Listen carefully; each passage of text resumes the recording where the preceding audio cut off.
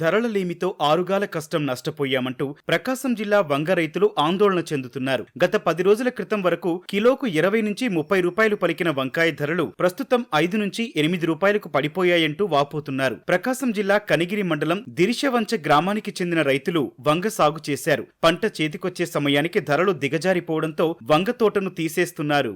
2 ఎకరాలు వేసాను, రేట్ లేదు, తెగులు వచ్చింది, పోయిలాక కూలి కూడా రావట్లేదు, అందుకే కొట్టేస్తున్నాను. గతంలో రేటు 30, 45, 50 రూపాయలు దాకా వేశారు. ఇప్పుడు సడన్ పడిపోయి 8 రూపాయలు కాస్తున్నారు. గతంలో 30 రూపాయలు పడ్డ రేటు ఇప్పుడు 8 రూపాయలు పడ్డది. పెట్టుబడి మటుకు అవుతున్నాయి, మందుల ఖర్చులు కానీ ఏమైనా కానీ. వాళ్ళు 30, 40 అమ్ముతున్నారు, మా కాడికి వచ్చేటప్పుడు 5 రూపాయలు. కనీసం మాకు కూలన్నా ఉండాలి కదండి.